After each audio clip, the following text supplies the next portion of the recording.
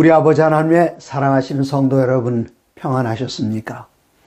요즘 뉴스를 보니까 전 세계에 214국에 3천만 명 이상의 코로나 바이러스 확진자가 생겼다고 합니다. 매일 전 세계 곳곳에서 코로나 바이러스에 사람들이 감염되고 많은 사람들이 죽어갑니다. 이런 때 얼마나 마음 가운데 불안하십니까? 그리고 하나님의 거룩한 성전을 찾아가 예배드리는 그날이 속히 오기를 얼마나 간절한 마음으로 소원하시며 기다리셨습니까?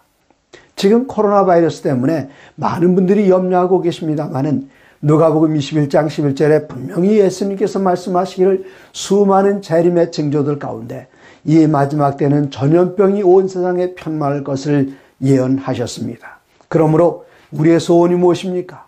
우리의 소원은 예수님의 재림입니다. 지금 전 세계를 뒤덮고 있는 이 팬데믹, 코로나 바이러스는 우리들에게 웅변적으로 말해주고 있는데 예수님께 지금 오고 계신다는 사실을 말하고 있습니다. 이럴 때 우리들은 어떻게 해야 될까요? 디모데 후서 4장 1절에 사도 바울은 디모데에게 편지하면서 이렇게 썼습니다. 하나님 앞과 살아있는 자와 죽은 자를 심판하실 그리스도 예수 앞에서 그가 나타나실 것과 그의 나라를 두고 엄히 명하노니 너는 말씀을 전파하라. 때를 얻든지 못 얻든지 항상 힘쓰라. 우리가 한 교 동안 공부하고 있는 그 내용이 하나님의 선교에 참여하는 기쁨입니다. 어쩌면 이렇게 때를 맞춰서 이런 말씀이 우리들에게 주어졌는지 하나님께 감사드립니다. 지금은 전도하기에 적절한 때가 아닌 것처럼 보입니다. 그러나 사도는 분명히 말씀하시기를 때를 얻든지 못 얻든지 항상 힘쓰라. 이럴 때 우리들이 새로운 방법을 찾아야 하겠습니다. 저는 이런 방법들을 찾아서 인터넷을 통해서, 줌을 통해서, 유튜브를 통해서 제가 다른 나라를 여행하지 못한다 할지라도 그곳에 있는 교우님들과 함께 말씀으로 연결됩니다. 올해 오스트리아 비엔나에, 그리고 사이프러스에, 그리고 미국에, 그리고 우리나라 여러 개의 곳에서 유튜브와 줌을 통해서 말씀을 증거할 수 있었습니다.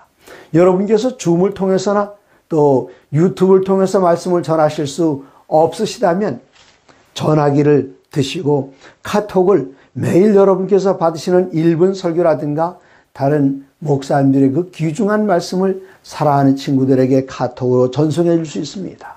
전화로 여러분의 구도자들의 안부를 물어볼 수 있습니다. 또 편지를 쓰실 수도 있습니다. 한순간도 그 여자의 남은 자손들이 말씀을 선포하는 것을 멈추면 안 되겠습니다. 우리들은 이것을 위해서 이 세상에 태어났습니다.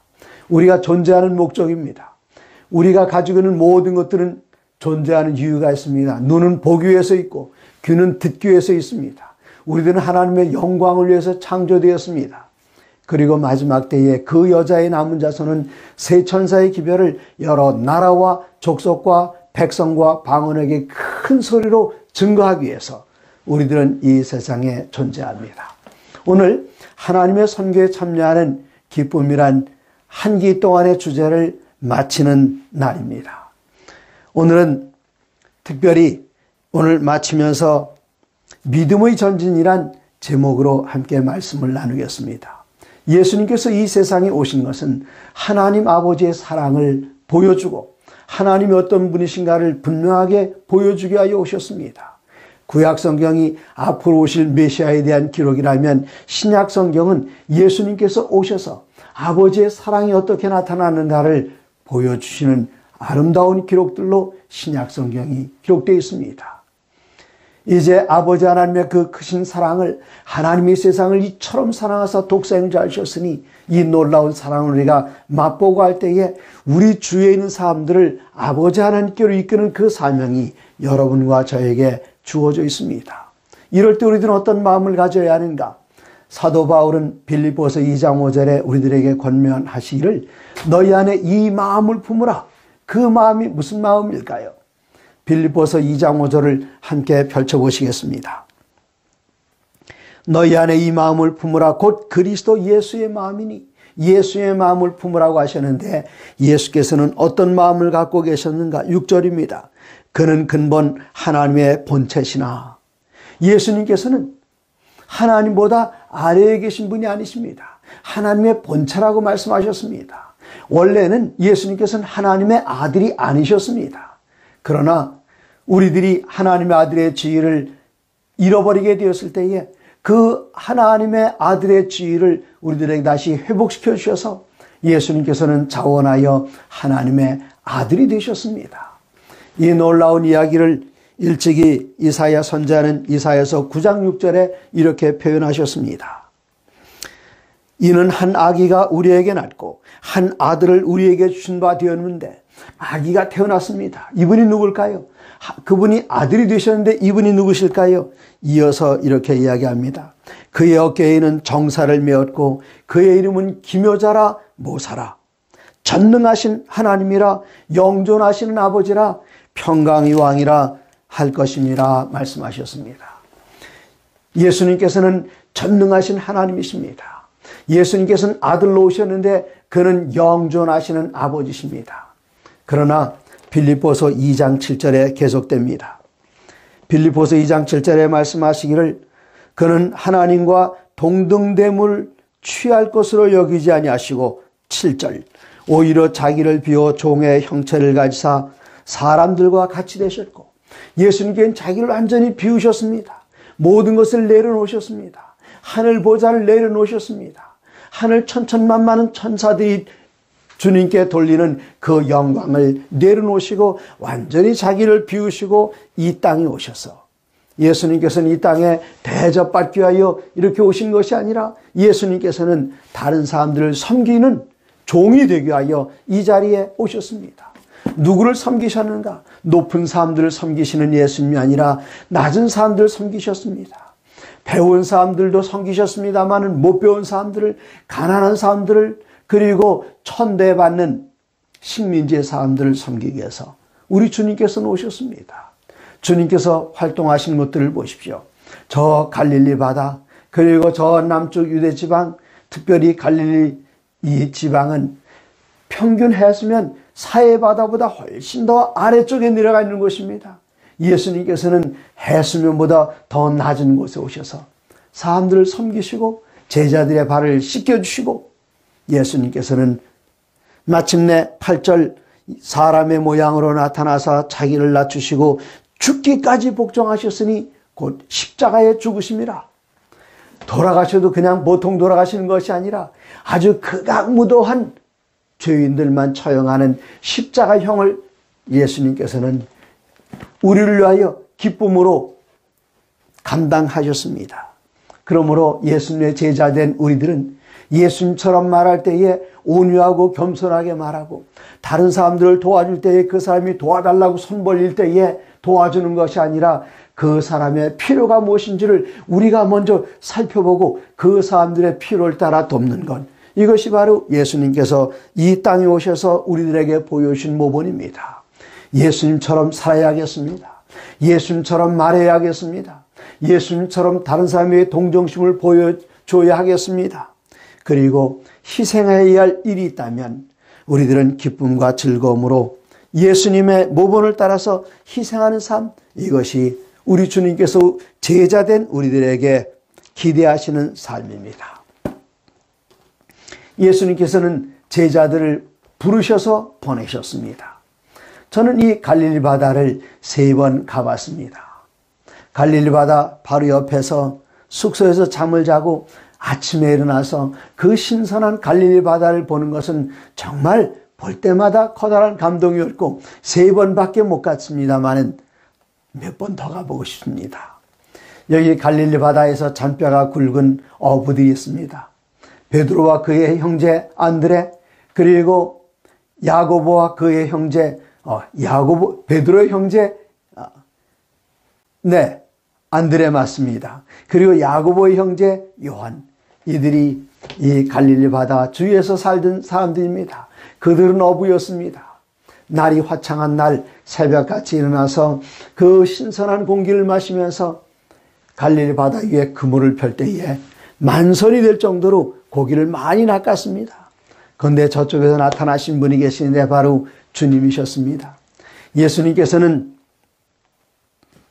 베드로와 안드레가 그물을 던지는 것을 보시고 4장 19절, 마태복음 4장 19절 외우기 쉽죠? 마태복음 4:19입니다. 4장 19절, 말씀하시되 나를 따라오라, 내가 너희를 사람을 낚는 어부가 되게 하리라 하시니, 사람 낚는 어부로 만들기 위해서 부르셨습니다. 이때 그들의 반응은 어땠습니까? 그들이 곧 그물을 버려두고 예수를 따르니라. 조금 더 읽어보면 그 다음 사람들은 그물만 버린 게 아니었습니다. 21절, 거기서 더 가시다가 다른 2 형제 곧 세베대의 아들 야고보와 그의 형제 요한이 그의 아버지 세베대와 함께 배에서 그물 깁는 것을 보시고 부르시니 그들이 곧 배와 아버지를 버려두고 예수를 따르니라. 물론 이들이 예수님을 처음 만나진 않았습니다. 예수님을 처음 만나고 한 1년 정도가 지나갔습니다. 예수님에 대해서 너무나 잘 알고 있었습니다. 그때 예수님께서는 그들을 부르셨지만 그 옆에 있게 하진 않으시고 잠깐 또한 그들의 본업으로 돌아가게 하셨습니다. 이젠 그들을 부르실 때가 되었습니다. 불러내셔서 지금 야고보와 그의 형제 요한, 그리고 베드로와 그의 형제 안드레를 부르셨을 때에 그들은 따라갔습니다. 이제 조금 더 나가보시면은 이젠 갈릴리 지방의 가버나움에서 제자를 부르시는데 9장 9절에 보니 예수께서 그곳을 떠나 지나가시다가 가버나움입니다. 마태라는 사람이 세관에 앉아 있는 것을 보시고 이르시되 나를 따르라 하시니 일어나 따르니라. 이 마태는 비록 사람들에게 손가락질을 받았을 망정 세리로서 세관에서 수입이 좋은 사람이었을 것입니다. 그러나 그는 하늘나라와 의를 사모하는 사람이었기 때문에 예수님께서 나를 따르라 말씀할 때에 그는 미련 없이 회개 장부를 옆에다 던져놓고 예수님을 따라갔습니다. 마침내 그는 장부를 길어가던 그 손으로, 세금을 계산하던 그 손으로 마태복음이라는 신약 성경의 첫 번째 책을 저술하는 저자가 되는 영광을 누리게 됐습니다.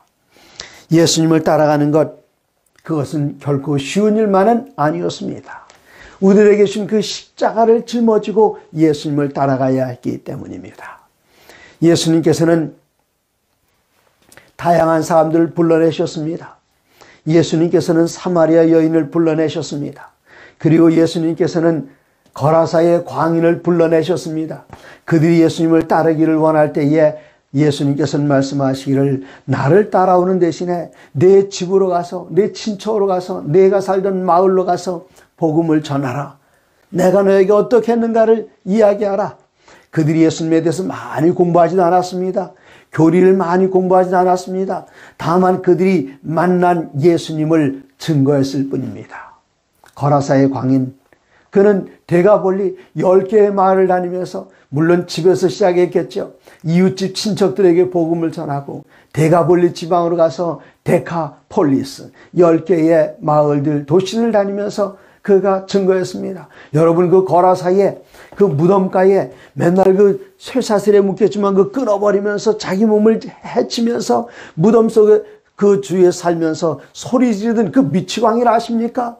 사람들이 안다 그래. 그 귀신 들렸던 사람 알죠? 제가 바로 그 사람이었습니다. 그런데 어떻게 이렇게 됐습니까? 예수께서 저를 이렇게 해주셨습니다.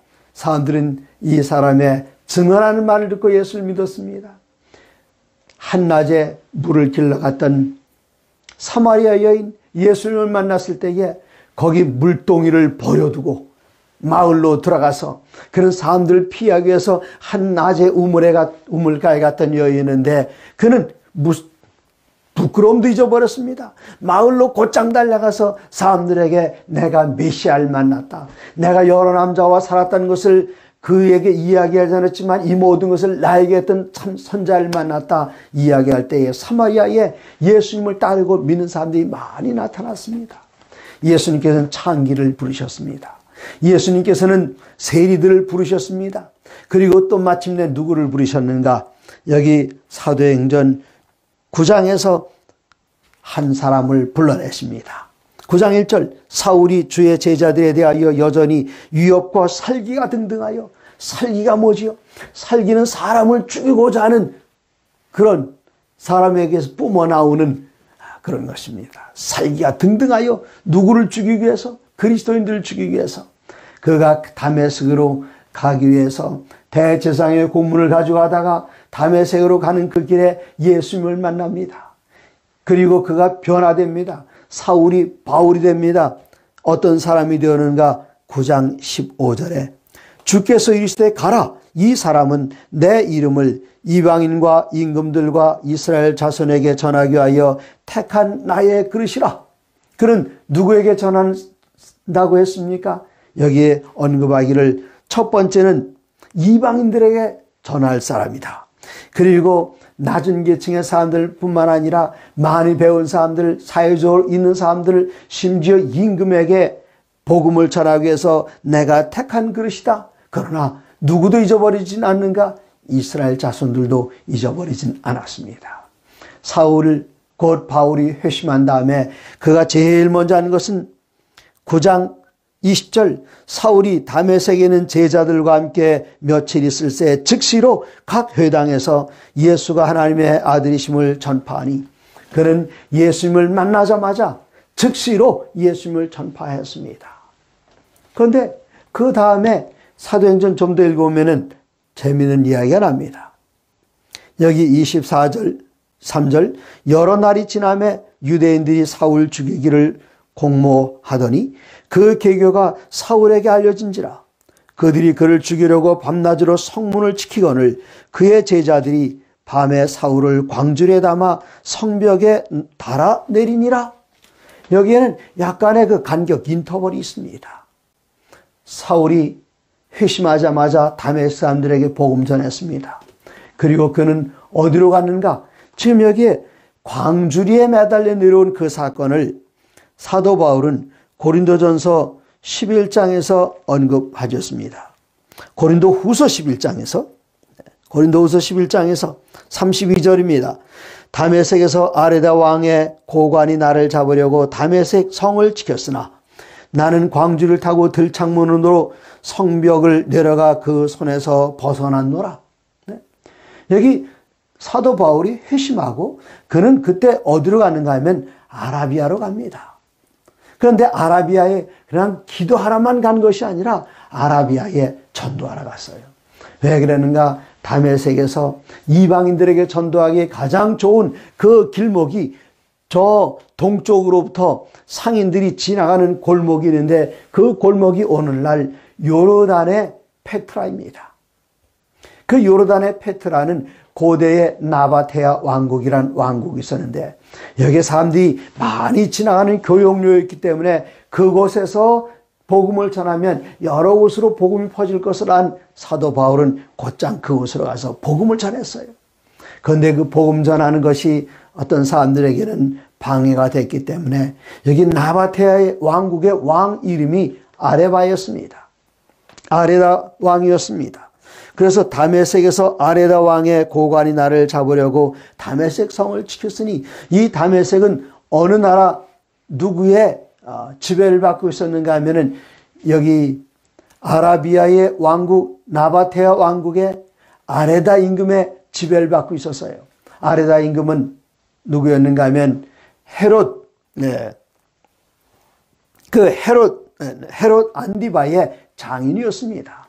네, 이 헤롯 안디바가 나바테아 왕의 곧 왕국의 아레다 왕의 딸과 결혼했는데 이혼한 바람에 아레다 왕은 힘이 있었습니다. 그래서 유대 나라를 침공하고 다메섹을 뺏었어요. 그리고 다메섹을 통치하고 있었습니다. 그렇기 때문에 지금 여기 아라비아에 와서 나바테아 왕에서 복음을 전하다가 다시 쫓겨서 다메섹으로 간 사도 바울을 잡기 위해서 고관들을 보내서 성문을 지키고 있습니다. 그렇기 때문에 지금 여기 사도행전 9장에서 기록되어 있고 고린도후서 11장에 기록되어 있는 것처럼 광주리를 타고 그가 탈출했습니다. 그는 여러 곳에서 복음을 전했습니다. 여러 여행을 통해서 1차 선교여행, 2차 선교여행, 3차 선교여행을 통해서 마침내 그는 어디까지 갔는가 하면 로마에까지 가서 로마에 갇혀 있었지만 그는 비록 갇혀 있을지라도 그가 복음 전하는 것을 멈추지 않았는데 사도행전 28장 28절에는 그런즉 하나님의 이 구원이 이방인들에게도 보내어진 줄 알라 그들은 그것을 들으라 하더라. 바울이 온 이태를 자기 셋집에 머물면서 자기에게 오는 사람을 다 영접하고 하나님의 나라를 전파하며 주 예수 그리스도에 관한 모든 것을 담대하게 거침없이 가르치더라. 제가 이 사도 바울이 세들어 살던 그 집터를 한번 방문했습니다. 이건 첫 번째 갇혔을 때이죠. 나중에 또 갇힙니다. 두 번째는 어디에 갇혀 있는가 하면은 여기 로마에 가면은 지하에 무덤이 있습니다. 그 무덤을 제가 한 서너 번 가봤는데 이 주위에 들어올 수 없어요. 그냥 돌로 팠습니다. 위에서 사람을 죄수를 내려놓는 그 구멍, 여기다가 음식도 제공됩니다. 여기 화장실도 없습니다. 그러나 거기서 그는 편지서들을 기록을 했습니다. 햇빛 한 점 들어오지 않는 그곳에서 그가 편지서들을 기록해서 갇힌 자 된 사도 바울이 편지를 쓰면서 마침내 형장의 이슬로 사라져가는 그때까지도 사도 바울은 말씀을 증거하는 것을 멈추질 않았습니다. 그렇기 때문에 그는 때를 얻든지 못 얻든지 항상 전파라고 디모데에게 말씀하실 그런 자격이 있는 분이셨습니다. 여기 요한복음 21장에 보시면은 이제 예수님께서 다시 제자들에게 복음 명령을 하시는 것을 우리들은 보실 수가 있습니다. 요한복음 21장입니다. 21장 15절에 그들이 조반 먹은 후에 예수께서 베드로에게 이르시되, 예수님께서 부활하신 다음에 제자들은 그 부활의 사실을 제대로 믿질 못했습니다. 그래서 시몬 베드로는 뭐라고 말하는가? 21장 3절 시몬 베드로가 나는 물고기 잡으러 가노라 하니 그들이 우리도 함께 가겠다. 형님 우리도 데려가십시오. 그래서 여기 사도 베드로와 그의 동료들은, 나머지 제자들은 갈릴리 바다에 물고기를 잡으러 갔어요. 그들이 지금 물고기나 잡고 있을 때가 아니었습니다. 부활하신 주님을 증거해야 할 그런 사람들이었습니다. 부활하신 예수님을 벌써 몇 번 만났습니다. 그런데도 나는 물고기 잡으러 가겠다. 그들이 밤새도록 물고기를 잡으려고 애썼지만 옛날엔 잘 잡혔는데 하나도 잡히질 않습니다. 예수님께서 그들에게 가까이 오셔서 하시는 말씀이 그물을 배 오른편에 던지라. 갑자기 그물이 찢어질 정도로 물고기들이 많이 잡혔습니다. 예수님께서 그들에게 오신 것을 확인한 베드로는 그냥 그대로 물속으로 뛰어들어가서 예수님을 향해 나갔습니다. 그날 아침 15절, 그들이 조반 먹은 후에 예수께서 시몬 베드로에게 이르시되 요한의 아들 시몬아, 내가 이 사람들보다 나를 더 사랑하느냐? 내가 이 사람 사랑하는 것보다 나를 더 많이 사랑하느냐? 그들과 비교한, 그러게도 되겠지만 여기에는 이 사람들이 나를 사랑하는 것보다 너는 나를 더 많이 사랑하느냐? 이때 베드로가 대답합니다. 주님, 그러하나이다. 내가 주님을 사랑하는 줄 주님께서 아십니다. 이때 예수님께서 뭐라고 대답하십니까? 이르시되 요한의 아들 시몬아, 내가 나를 사랑하느냐? 이렇게 하신 다음에 사랑한다고 대답하는 베드로에게 내 어린 양을 먹이라 말씀하십니다. 그 어린 양은 누구일까요? 그 어린 양은 어린아이들도 좋습니다. 그러나 신앙 경험이 일천하거나 아니면 그리스도 예수를 알지 못하는, 주님으로부터 멀리 떨어져 있는 그 사람들이 어린 양입니다. 어딘가 가야 하는데 가야 할 바를 알지 못하고 헤매고 있는 방향을 알지 못하는 그 어린 양을 먹이라. 꼭 어린이뿐만이 아닙니다. 어른이라도 좋습니다. 그러나 구원의 도리를 잘 이해하지 못하는 그 사람들을 잘 먹이라. 그걸로 끝나는 줄 알았어요. 그런데 예수님께서는 또 말씀하십니다. 17절입니다. 16절입니다. 또 두 번째 이르시되 요한의 아들 시몬아, 내가 나를 사랑하느냐 하시니, 두 번씩이나 똑같은 줄, 너 나 사랑하는 거야? 이럴 때 얼마나 당황했겠습니까? 이르되 주님, 그러하나이다. 내가 주님을 사랑하는 줄 주님께서 아시나이다. 이때 예수님께서 또 말씀하십니다. 사명을 주십니다. 내 양을 치라. 두 번 말씀하셨죠. 그런데 17절에 보니까 또 물어보십니다. 세 번째 이르시되 요한의 아들 시몬아, 내가 나를 사랑하느냐 하시니, 주께서 세 번째 내가 나를 사랑하느냐 하심으로 베드로가 근심하여 이르되 주님, 모든 것을 아시지 않습니까? 모든 것을 아시오매 내가 주님을 사랑하는 줄을 주님께서 아시나이다. 주님께서 말씀하십니다. 예수께서 이르시되 내 양을 먹이라. 예수님께서 왜 세 번씩이나 똑같은 질문을 하셨을까요? 얼마 전 베드로가 예수님을 세 번씩이나 부인했습니다. 물론 제자들이 다 있는 데서 공개적으로 부인했던 것 아닙니다.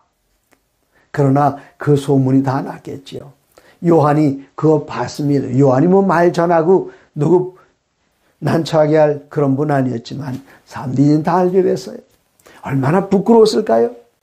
그런데 예수님께서는 여기 모든 제자들이 다 있는 가운데서 한 번도 아니고 두 번도 아니고 세 번씩, 그가 부인했던 세 번, 그 숫자와 똑같은 세 번씩 제자들 앞에서 이 베드로가 얼마나 예수님을 사랑하는지를 공개적으로 표현할 기회를 주셨습니다. 그리고 예수님께서 베드로 얼마나 신임하는지, 그래 내가 너 믿는다. 내 어린 양을 치라. 그리고 내 양들을 치라. 내 양떼를 먹이라. 그를 신임하는 표현을 여러 다른 제자들 앞에서 하심으로 그의 명예를 회복해 주신 예수님. 그리고 예수님께서는 그에게 주실 수 있는 명예 가운데 가장 커다란 명예를 선물하십니다. 그 명예가 무엇입니까? 그 다음 절 18절입니다. 내가 진실로 진실로 내게 이르노니 내가 젊어서는 스스로 띠띠고 원하는 곳으로 다녔거니와 늙어서는 내 팔을 벌리리니 남이 내게 띠띠우고 원하지 아니하는 곳으로 데려가리라. 마침내 사도 베드로가 주님께 바쳐야 할 것은 무엇이었습니까? 그의 생명이었습니다. 그가 마침내 네로에게 포로가 붙잡혀서 로마에 다시 들어가서 그는 십자가에 거꾸로 매달려 죽습니다.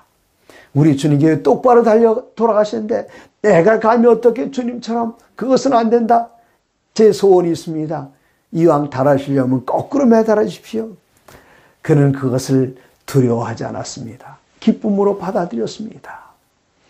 우리 주님께서 주님을 따르는 제자들에게 요구하시는 것, 그것은 우리 자신의 희생입니다. 그래서 그 다음 책 사도행전 1장 8절에 예수님께서는 오직 성령이 너희에게 임하시면 너희가 권능을 받고 예루살렘과 온 유대와 사마리아와 땅끝까지로 내 증인이 되리라. 증인이란 말, 그것은 헬라어 원어로 마루트레스, 이 마루트레스라는 헬라어에서 영어 단어가 하나 파생하는데 마터, 이 마터를 다시 우리말로 옮기면 순교자입니다. 오직 성령이 너희에게 임하시면 너희가 권능을 받고 땅끝까지 이르러 내 증인이 되라. 다른 말로 말하면 순교자가 되라. 다른 말로 말하면 가서 죽어라. 예수님의 제자들은 기쁨과 즐거움으로 우리 주님께 목숨을 드렸습니다. 사랑하는 사도 요한은 요한일서 3장 16절에 이렇게 기록합니다. 여러분, 요한복음 똑같은 요한이 기록했습니다. 요한복음과 요한일서, 요한복음 3장 16절 잘 아시죠? 하나님이 세상을 이처럼 사랑하사 독생자를 주셨으니, 네, 이제는 요한일서 3장 16절도 잊지 마시기 바랍니다. 요한일서 3장 16절 요한이 기록하기를 그가 우리를 위하여 목숨을 버리셨으니, 요한복음 3장 16절에서 우리를 위하여 목숨을 버리셨죠. 그러면 요한일서 3장 16절 우리는 어떻게 해야 될까요? 그가 우리를 위하여 목숨을 버리셨으니 우리가 이로써 사랑을 알고 우리도 형제들을 위하여 목숨을 버리는 것이 마땅하니라. 그러면 여러분 깜짝 놀라시죠?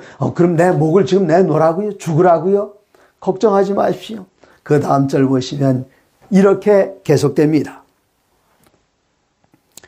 3장 17절, 요한일서 3장 17절, 누가 이 세상의 재물을 가지고 형제의 궁핍함을 보고도 도와줄 마음을 닫으면 하나님의 사랑이 어찌 그 속에 거하겠느냐.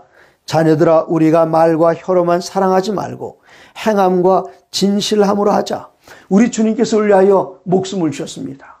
우리들은 형제들을 위하여 목숨을 내놔야 됩니다. 그런데 목숨 내놓을 때가, 문자적으로 목숨을 내놓을 때가 있을 것입니다. 그러나 문자적으로 목숨을 내놓기 전 우리가 해야 할 일은 무엇인가 하면 우리들에게 맡겨신 그 재물을 가지고 나보다 어려운 가운데 있는 형제들을 그냥 지나쳐 보지 마시고 그들을 돕는 것, 이것이 바로 예수님께서 가르쳐 주시는 사랑의 실천입니다. 우리가 많은 것을 버려야 합니다. 무엇을 버려야 합니까? 네, 죄된 것들, 이런 것들을 버려야 할 때가 있습니다. 우리가 예수님 믿고 받아들일 때에. 그리고 이제 또 버려야 할 게 있습니다. 그것은 무엇인가 하면은 우리가 예수님을 증거하기 위해서 우리들의 생명을 달라고 하시면 생명을 드릴 준비가 되어 있어야 합니다. 그러나 주님께서 생명을 드리기 전에 먼저 무엇을 요구하시는가 하면 우리 손에 있는 재물을 요구하십니다. 가난한 사람들 도와라. 선교 사업을 도와라. 그러므로 여러분의 교회에 선교사님들이 오셔서 간증하시고 선교 경험담을 들려주시고 선교지의 필요를 이야기하실 때에 그분들이 손을 벌리기 전에 그 손에 가득 채우시기 바랍니다. 또 그분들이 돌아가시기를 할 선교지에는 굶주리는 사람들이 있습니다. 그분들의 먹을 양식을 보내주시기 바랍니다. 그런 분들이 멀리 있는 것만이 아니라 눈을 크게 뜨고 우리 주위를 찾아보면 우리 주위에 굶주리는 영혼들이 있습니다. 굶주리는 육체들이 있습니다. 그들에게 먹을 것을 제공해주고 두 가지 양식을 제공해줘야 됩니다. 육신적으로 먹을 양식을 제공해줄 뿐만 아니라 영적으로 영의 양식, 하나님의 입으로 나오는 모든 말씀을 그들에게 전하여 그들로 하여금 영원히 살게 하는 것, 그것이 바로 여러분과 제게 주님께서 떠나시면서 맡겨주신 놀라운 사명입니다. 이 사명에 충실하실 때에 우리 주님 오시는 그날 착하고 충성된 종아 잘하였도다 칭찬받으시는 우리 모두가 되기를 간절히 바랍니다.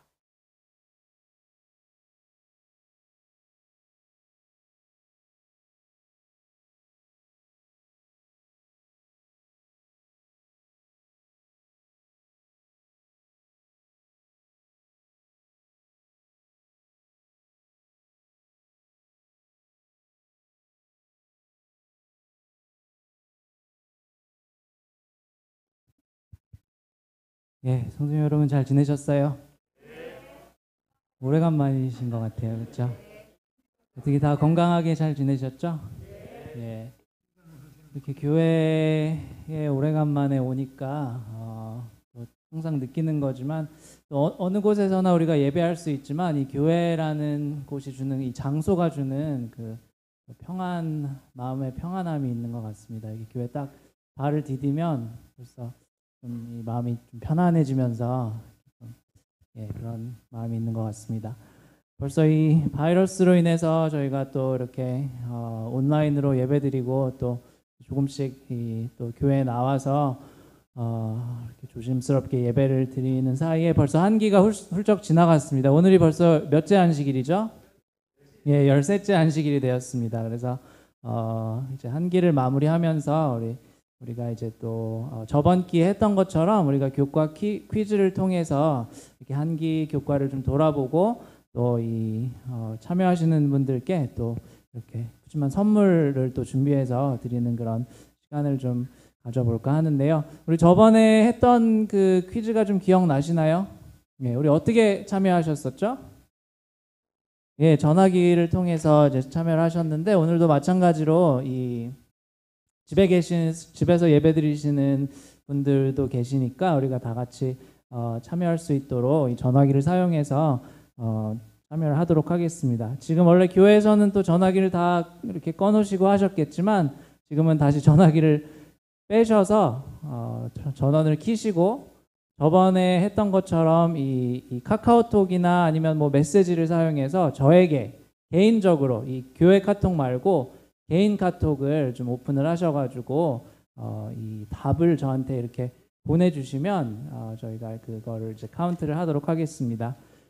집에서 예배드리시는 분들도 지금 다 잘 들리시는지 모르겠는데요. 혹시 또 문제가 있거나 하면 그 유튜브 창에 올려주시면 저희가 수정하도록 하겠습니다. 잠시 이 전화기를 다 빼셔가지고 저한테 일단은 메시지를 하나 열어서 보내주세요. 뭐 행복한 안식일입니다라든지 뭐 짧게 이렇게 시작하실 수 있도록 가능하신 분들은 메시지를 하나 보내주시기 바랍니다.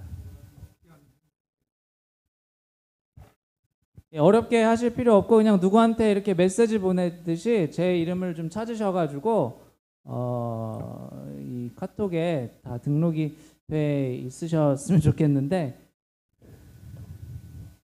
우리 사모님께서 또 보내주셨고요. 목사님도 보내주시고 이렇게 실시간으로 하는 또 이 매력이 있는 것 같습니다. 다 준비가 되셨나요? 좀 이렇게 집에 계신 분들도 준비가 되셨는지 혹시 뭐 집에서 시청하시는 분들이 계시면 저한테 메시지를 보내주시면 바로 시작하도록 하겠습니다. 예, 우리 진선영 집사님께서도 보내주셨고요. 메시지가 지금 계속 들어오고 있습니다. 이번 기 3기 제목이 뭐였죠? 하나님의 선교에 참여하는 기쁨. 그래서 아까 오늘 그 권정행 목사님 안교에서도 잠깐 이렇게 말씀을 하셨는데 이 코로나 때문에 우리가 더 지금 선교하기가 어려운 시간이라고 또 생각이 될 수도 있지만 이러한 위기를 사용해서 위기를 기회로 만드는 그런 우리들이 됐으면 좋겠습니다. 자, 그러면 바로 한번 시작해 보도록 하겠습니다. 다 이제 연결이 되셨나요? 뭐 카톡을 안 쓰시고 저한테 제 전화번호로 이렇게 메시지를 그냥 보내주셔도 됩니다. 이렇게.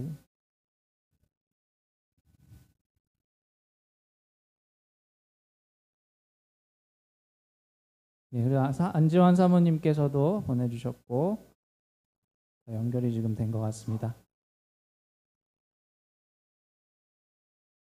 자, 그러면 우리 첫 번째 문제부터 한번 시작을 좀 해보도록 하겠습니다. 네, 파워포인트 화면을 좀 띄워주시고요.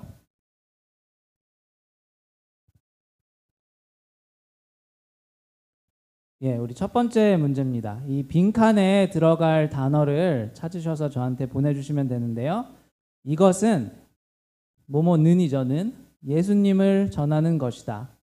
예수님을 전할 때 우리는 구원의 기회를 제공하여 잃어버린 사람들을 찾으시는 예수님의 일에 동참한다.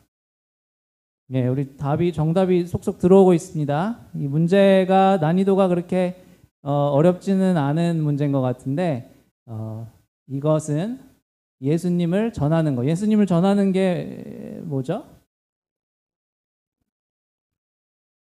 예, 우리 두 글자로 예수님의 전하는 것이다. 그래서 정답은 다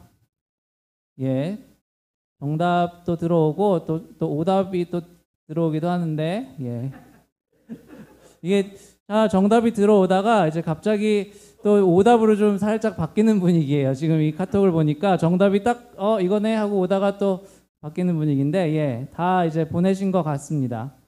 그래서 정답은 전도입니다. 전도. 우리 1과 교과책 1과 12쪽에 보면 이 잃어버린 자들을 찾으면 온 하늘이 기뻐한다. 이 슬픈 세상에서 그대의 증언을 통해 하나님의 마음에 기쁨을 가져다 드리는 일보다 더 보람있고 성취감을 느낄 수 있는 일이 무엇이겠는가라는 내용이 나와 있습니다. 그래서 이 정답은 전도였습니다. 여러분들이 이제 선교라고 또 많이 보내주셨는데 제목에 또 선교가 나와 있기 때문에 뭐 선교도 같은 맥락이지만 여기서 이제 원하는 답은 전도였습니다. 뭐 선교도 보내주신 분들도 다 맞는 것으로 하겠습니다. 의미가 통하니까 전도와 선교 둘 다 이 첫 번째 문제니까 다 맞는 것으로 하도록 하겠습니다. 우리 다음으로 넘어가 볼게요. 자, 다음 문제는 이것도 역시 빈칸에 이제 들어갈 단어를 찾는 건데요. 이것도 난이도가 그렇게 어렵지 않습니다. 이웃에게 구원의 복음을 전함으로 우리는 하나님의 마음에 이것을 드릴 수가 있다. 그리스도의 사랑을 나누려는 최고의 동기 중 하나는 전도가 하나님의 마음에 이것을 드린다는 인식이다. 우리가 하나님의 사랑을 나타낼 때마다 온 하늘은 노래한다. 우리가 이제 전도를 통해서 이 전도가 우리 하나님의 마음에 무엇을 드릴까요? 이 잃은 양들이 돌아오면 우리가 어떨까요? 그걸 생각해 보시면 되겠습니다. 답이 또 들어오고 있습니다. 다 장성희 집사님도 보내주시고 지금 사모님 들어오셨고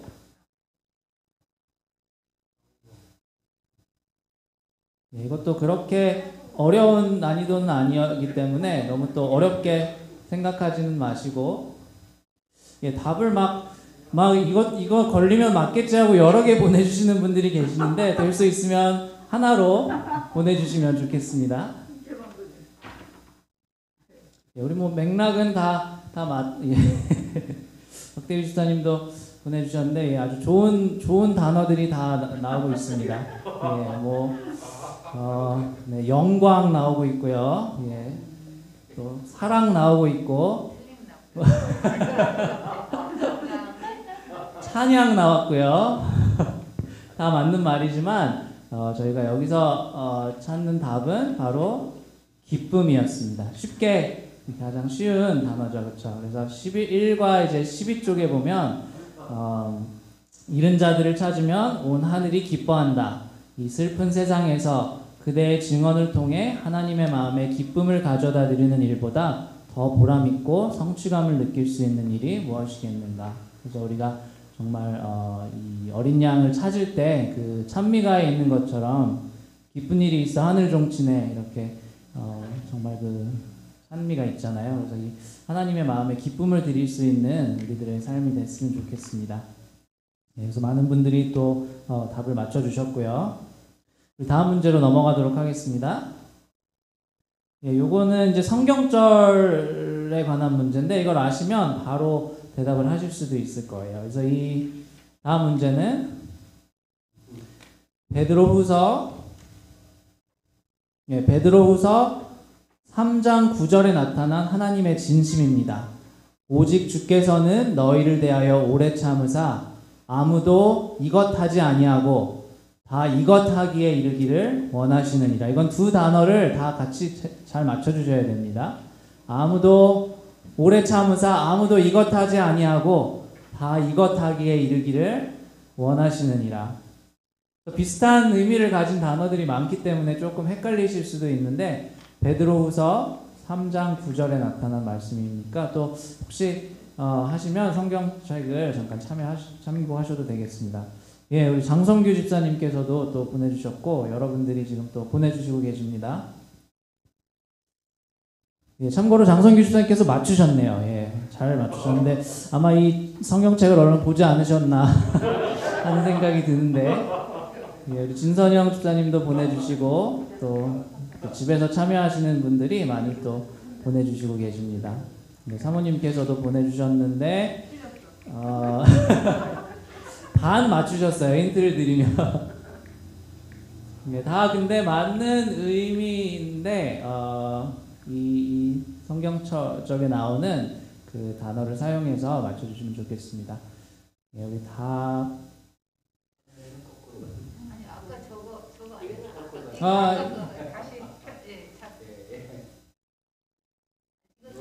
예, 제가 좀 넘어갔나 보네요.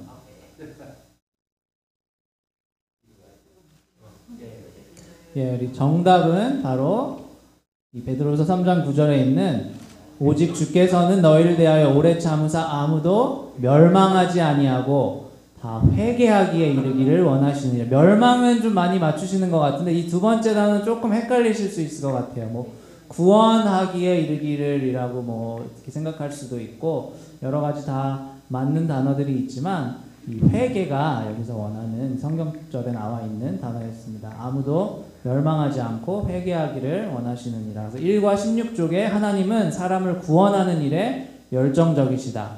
그분께 그보다 더 중요한 일은 없다라는 말씀이 나와 있었습니다. 예, 우리 뭐 정답률이 나쁘지 않다, 많이 잘 맞추시고 계세요. 이게 조금 헷갈리는 그런 단어들이 있긴 하지만 다 아주 잘 하시고 계십니다. 다음 문제로 넘어가 보도록 하겠습니다. 네 번째 문제인데요. 이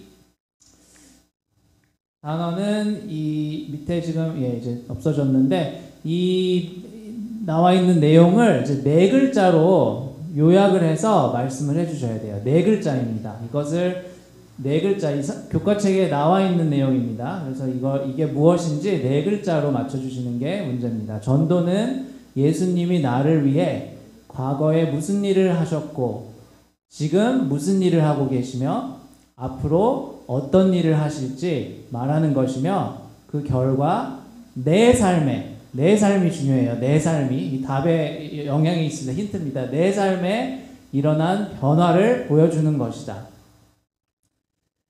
그래서 이 과거와 현재와 미래에 대해서 이렇게 예수님께서 하신 것이 내 삶에 어떻게 변화를 일으켰는지 보여주는 게 전도인데 이것을 네 글자로 줄여가지고 말씀을 해주시면 됩니다. 이렇게 사자성어는 아니고 그런 것처럼 이 두 개의 이제 단어가 조합을 이루는 거죠. 그래서 내 삶에라는 걸 생각하는 두 단어가 있을 수 있고 그 다음에 이것을 이렇게 다른 사람들에게 보여주는 거예요. 말하는 거예요. 그래서 내 삶에 하는 걸 다른 사람들에게 말해주는 거. 뭐 비슷하게 가고 있는 것 같아요. 그것을 이제 네 글자로 두 단어씩 그렇게 하셔가지고, 예. 하나 답을 소개해드리면, 성품, 아마 변화라고 이렇게 하실 거. 제가 뭐 누군지 말씀은 안 드리겠습니다. 성품 변화라는 답이 또 들어왔고요. 답이 또, 들어온 답들이, 맞는 답이 또 들어오셨습니다. 예. 이제 맞는 답들이 다시 들어오고 있습니다. 지금 목사님께서 또 답을 맞춰주셨고 이렇게 또 정답이 들어오고 있는데 정선민 집사님도 답을 맞춰주셨습니다. 이렇게 제가 힌트를 많이 드렸죠. 내 삶에 있는 걸 다른 사람들에게 이렇게 말해주는 거.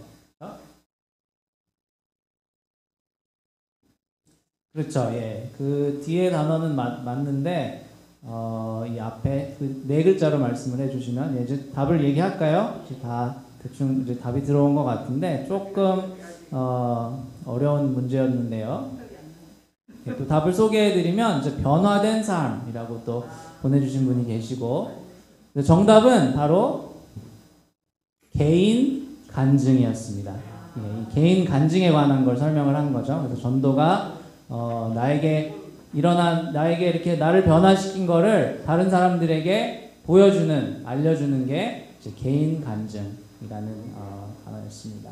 그래서 이 교과책 2과 25쪽에 보면 개인 간증은 어떤 방식의 전도보다 진실성과 설득력이 있다. 그렇죠. 아무래도 뭐 예수님의 사랑에 대해서 그냥 얘기하는 것보다 내가 정말 느끼고 변화한 그것을 다른 사람들에게 말해주면 그게 더 설득력이 있고 이제 진실성이 있는 전도가 될 수 있는 것 같습니다. 예, 조금 다시 좀 어려운 문제가 나왔으니까 좀 쉬운 문제로 들어가 볼까요? 예, 여기서는 이 그분, 어떤 분에 관한 얘기인데요. 이 그분의 대신에 들어갈 수 있는 그 세 단어예요. 세 글자의 단어를 말씀해 주시면 됩니다. 전도는 결코 우리에 관한 것이 아니며 그분에 관한 것이다. 이 그분이 누군지 좀 헷갈리실 수도 있겠어요. 근데 그분에 관한 것인데, 그분은 우리 죄를 용서하시며 병을 고쳐주시고 사랑과 은혜를 베푸시며 좋은 것으로 우리를 만족하게 하시는 분이다. 전도는 단지 그분의 놀라운 은혜에 관한 우리의 경험을 나누는 것이다. 그래서 원래 문제는 이 초성이 나와 있었는데, 제가 초성 첫 글자만 알려드리기 좀 헷갈릴 수 있기 때문에 히읗으로 시작합니다. 히읗으로 시작하는 거니까 다 히읗 초성이 이 세 단어 첫 번째 글자의 초성이 히읗으로 시작하는 단어니까 히읗을 맞춰주시면 됩니다. 또 이 헷갈릴 수 있어요. 다른 분도 생각할 수 있는데 이 히읗으로 시작하는 분을 맞춰주시면 되겠습니다. 예, 그 힌트를 많이 드렸죠. 헷갈리지 마시라고. 예, 또 장성규 집사님 또 정답이시고요. 우리 또 정답들이 속속들이 들어오고 있습니다. 또 진선영 집사님, 또 모든 분들이 이 히읗 힌트로 다들 정답을 보내주시고 계십니다. 예, 이분이 누구실까요? 하나님, 그렇죠. 또 예수님이 아닐까 또 헷갈릴 수 있으셨을 텐데, 이 교과책 2과 3, 15 같은 다 맥락이죠. 뭐 또 틀린 답은 아니고, 하지만 이제 저희가 찾는 답은 하나님이었습니다. 그래서 전도란 나에 관한 것이 아니라 그분, 이 하나님에 관한 것입니다. 그래서 전도를 생각할 때 제가 들은 교과 중에 기억에 남는 게, 이게 내 일이 아니에요. 전도라는 게 내가 하는 일이 아니고 뭐 내가 잘해야 되는 일이 아니고 하나님의 일이기 때문에 우리가 너무 이렇게 부담을 가질 필요는 없는 것 같아요. 어차피 내 일이 아니고 하나님께서 하시는 일인데 그걸 우리가 그냥 하는 도구가 되는 거니까 너무 이 전도라는 거에 대한 크게 이렇게 두려움 같은 걸 좀 떨쳐버리는 게 좋지 않을까. 그렇게 생각하면 두려움을 떨칠 수 있지 않을까 하는 그런 교과 기억이 잠깐 나는데요. 다음 문제로 넘어가도록 하겠습니다. 이거는 이제 빈칸에 들어갈 단어를 맞추시는 겁니다. 빈칸에 들어갈 단어를. 예수님은 아무리 까다로운 인격을 가진 사람일지라도 긍휼과 용납의 눈으로 보시고 우리를 현재의 모습이 아닌 복음의 일꾼이자 미래의 모습으로 바라보신다. 그분의 이것을 가질 때 우리는 성령께서 예비하신 길과 기회를 감지할 수 있다. 이 단어는 좀 생각하기가 어려우실 수도 있을 것 같은데, 힌트를 드리면 이 교과책 가져오신 분들 계시면, 또 집에 계신 분들 보시면 3과 39쪽에 나와 있습니다. 교과책 3과 39페이지에 보시면 이 내용이 나와 있습니다. 예, 우리 이선영 집사님께서 오답을 말씀해 주셨는데, 같은 좋은 단어였어요. 성품, 제가 말씀드린 성품이라는 단어, 성품 아주 잘 맞는 단어죠. 근데 여기에 나와 있는 이 교과책에 우리가 배운 단어는 아니었습니다. 성품이 잘 맞는데 단어는 아니었고, 이 39쪽 페이지를 찾아보시면 이 바라본다, 본다, 우리가 본다라는 것에 생각을 하시면 좋을 것 같아요. 다 보신다, 본다, 여기 이런 게 많이 나왔죠. 바라보신다. 예, 이제 답들이 잘 들어오고 있습니다. 예, 장성희 집사님, 진선영 집사님, 또 장성규 집사님 다 또 답을 말씀해 주시고 계시고, 예, 보는 거예요. 이렇게 눈을 생각하셔야 돼요. 이거를 생각하시면 그분의 이것을 가질 때 우리는 성령께서 예비하신 길과 기회를 감지할 수 있다.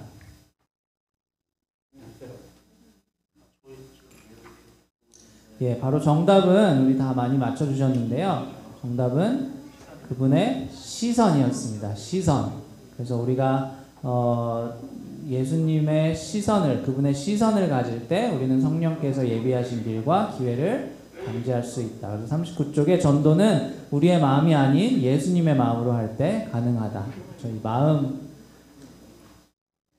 할 때 가능한데 여기서 이제 원하는 단어는 이제 시선이었습니다. 다음 문제로 넘어가 보도록 하겠습니다.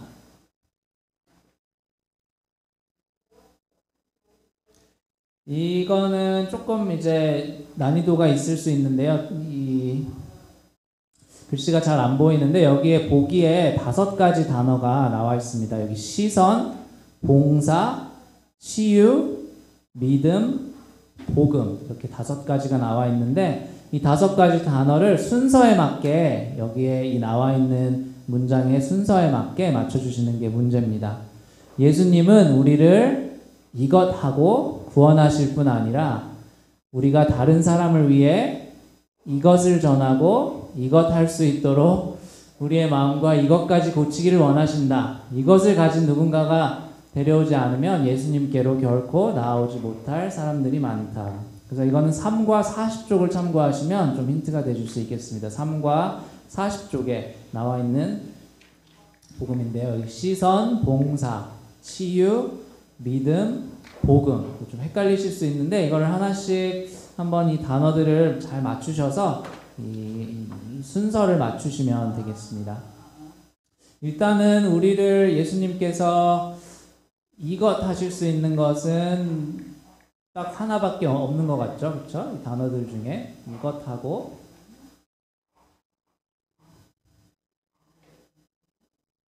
예, 벌써 정답이 맞추신 분이 계십니다. 예, 우리 정선미 집사님께서 정답을 맞추셨는데요. 예, 우리 김지송 집사님께서도 또 정답을 보내주셨습니다. 예, 정답들이 속속들이 들어오고 있습니다. 예, 우리 이선영 집사님, 진선영 집사님 모두 다 또 정답들을 잘 맞춰주고 계신데 저희가 한번 한 10초 정도만 더 드리고 답을 한번 보도록 하겠습니다. 이것하고 구원하실 뿐 아니라 예, 한번 맞춰볼까요? 예수님께서는 우리를 치유하고 구원하실 뿐 아니라 우리가 다른 사람들을 위해 이것을 전하는 복음을 전하는 거죠. 그리고 봉사할 수 있도록 우리의 마음과 아까 나왔던 시선까지 고치기를 원하신다. 믿음을 가진 누군가가 데려오지 않으면 예수님께로 결코 나오지 못할 사람들이 많다. 그래서 이 3과 40쪽에 보면 예, 장성희 집사님께서도 잘 맞춰주셨습니다. 3과 40쪽에 보면 우리의 역할을 인도자가 되어서 사람들을 예수님께로 데려오는 것이다. 그래서 우리의 믿음을 통해서 우리가 인도자가 돼서 길잡이가 돼서 우리가 그 사람들을 예수님께로 데려오는 것이 예, 제가 막 까다롭게 하지 않습니다. 또 참여하고 다 하시면 또 우리가 다 좋은 마음으로 또 다 정답으로 하는 걸로 예, 하도록 하겠습니다. 4분의 4분 맞았어요. 예. 자, 우리 다음 문제로 넘어가 보도록 할게요. 네, 벌써 시간이 많이 지났네요. 좀 넘어가서 우리 뒤쪽으로 조금 넘어가 보도록 하겠습니다. 이것도 조금 이제 좀 많이 넘어가 볼게요.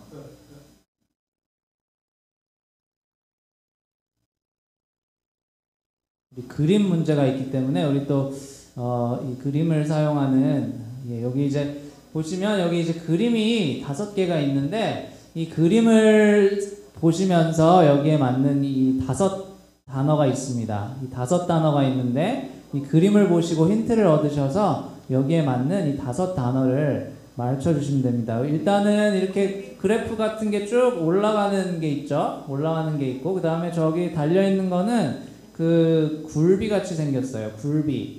굴비가 이렇게 줄에 매달려 있습니다. 그리고 누가 좀 울고 예? 그림을 한번 크게 한번 가능할까요? 뭐 안 되시면 제가 말씀을 드릴게요. 그래서 지금 그래프가 증가하고 굴비가 있고 누가 울고 있어요. 그리고 이 손에 동전이 있습니다. 하나, 2개, 5개. 동전이 하나, 2개, 5개. 그리고 이렇게 있는데 그림이 4개인데 단어는 5개입니다. 그리고 6과 86쪽, 89쪽, 죄송합니다. 6과 89쪽을 보시면 또 힌트가 나와 있습니다. 그래서 아무도 더 큰 이것을 소유하지 못한 것을 이것 하지 말라. 주께서 주신 이거를 이거를 위해 사용할 때 그것은 이것이 될 것이다. 근데 한 군데는 다 두 글자인데 세 글자인 데가 있어요. 세 글자. 제일 첫 번째하고 첫 번째하고 세 번째는 세 글자인데 같은 단어입니다. 첫 번째하고 세 번째는 같은 단어고 두 번째, 네 번째, 다섯 번째는 두 글자인데 다른 단어입니다. 다시 한번 말씀드릴게요. 첫 번째하고 세 번째는 세 글자예요. 땡땡이라고 나와 있지만 땡땡땡입니다. 근데 두 단어가 같아요. 그리고 이제 두 번째, 네 번째, 다섯 번째는 다른 단어인데 요 그림을 사용하셔서 말씀해 주셨으면 좋겠습니다. 박대규 집사님이 확실히 이 넌센스에 강하시잖아요. 이게 살짝 넌센스가 있는 게 하나 있어요. 그걸 잘 맞춰주셨어요. 요 장성희 집사님 이번에 정답입니다. 잘 맞춰주셨고요. 이번에도 정답입니다.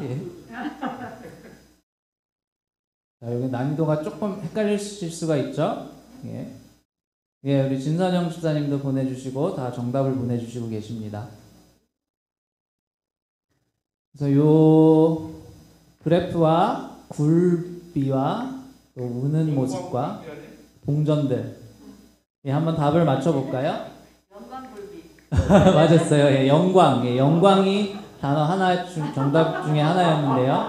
아무도 더 큰 달란트, 저희 동전 보시면 하나, 둘, 다섯 개 있는 게 달란트죠. 달란트를 소유하지 못한 것을 이거 하지 말라. 울고 있죠. 슬퍼하지 말라. 주께서 주신 이것을 세 번째 달란트죠. 똑같은 단어. 주의 이것을 위하여 사용할 때, 주의 영광을 위하여 사용할 때, 영광 굴비가 나와 있습니다. 굴비 말씀드렸죠. 그리고 사용할 때 그것은 뭐 될 것이다? 증가될 것이다. 그래프가 올라가는 것은 증가였습니다. 이렇게 해서 답을 많은 분들이 또 잘 맞춰주셨습니다.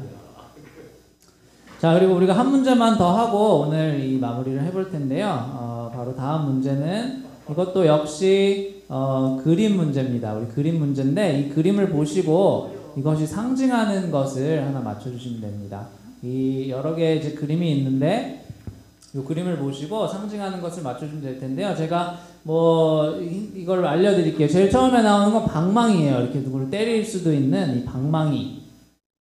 그리고 두 번째는 빛인 것 같죠, 그렇죠? 여기 이렇게 빛이 이 전봇대에 달려 있는 등에서 빛이 있고 시루떡이 있네요.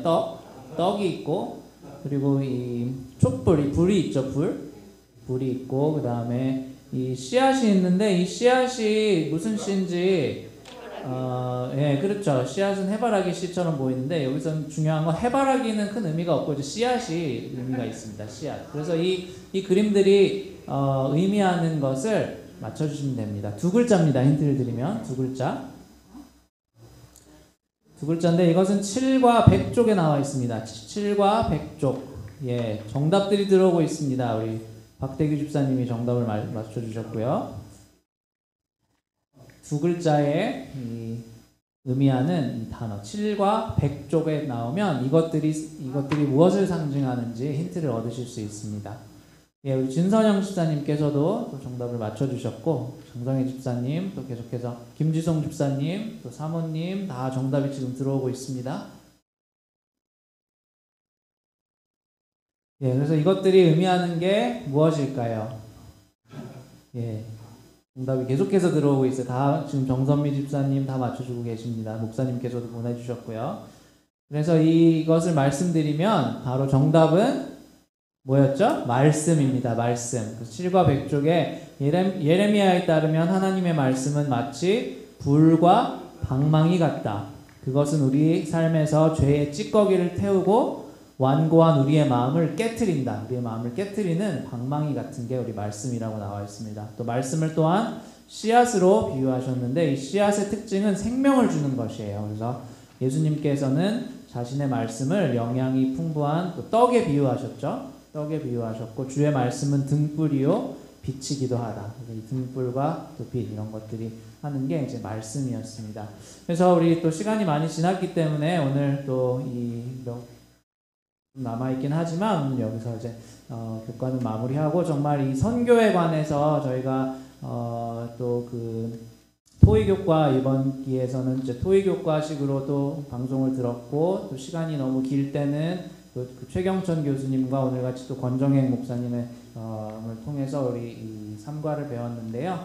정말 이 선교가 또 힘들고 어렵고 두려운 것이 아니라 내일이 아니고 하나님의 일임을 생각하며 정말 이 하나님께 모든 것을 맡기고 우리는 그냥 하나의 도구로 사용이 되는 그런 마음가짐으로 이 선교에 조금 이렇게 다른 그런 면을 배우셨는 그런 기가 됐었으면 좋겠습니다. 그래서 우리 다음 기회는 이제 기독교 오늘 교과책을 아마 다 받으셨을 텐데 이제 뒤에 꽂혀 있는데요. 기독교 교육이라는 이제 교과로 공부를 하겠습니다. 그래서 아직 저희가 어떤 식으로 교과를 할지 확실하게 정하지는 못했는데 이게 합반으로 하는 것도 여러 가지 어려움이 아직 있잖아요. 그래서 또 합반으로 해야 되면 또 누군가가 또 나와서 이렇게 마스크를 벗고 이제 목사님 말씀하시는 거 외에 또 얘기를 해야 되고 또 이게 아무래도 또 대화를 해야 되는데 또 그렇게 하다 보면 또 어려운 점이 있고 이것을 또 여기서 하는 것을 또 방송으로 내보내는 것도 또 뭐 토의를 하거나 얘기를 해야 되면 또 잘 들리지도 않을 수도 있고 이제 그게 또 부담이 될 수도 있고 그래서 이것도 같이 또 집에 계신 분들은 방송만 보시고 여기서는 또 합반을 하자니 그것도 시간 맞추기도 어렵고 여러 가지 또 어려운 점들이 있는데 저희가 조금 더 고민을 하고 또 의논을 해서 제가 다시 한번 알려드리도록 하겠습니다. 그래서 또 이게 힘들고 또 어색하고 또 쉽지 않은 그런 시기지만 우리가 다 같이 힘을 합쳐서 빨리 어려운 시기를 지내서 정말 마음 편하게 우리 교회에 와서 또 하나님께 예배할 수 있는 그런 시간이 얼른 왔으면 좋겠습니다. 감사합니다.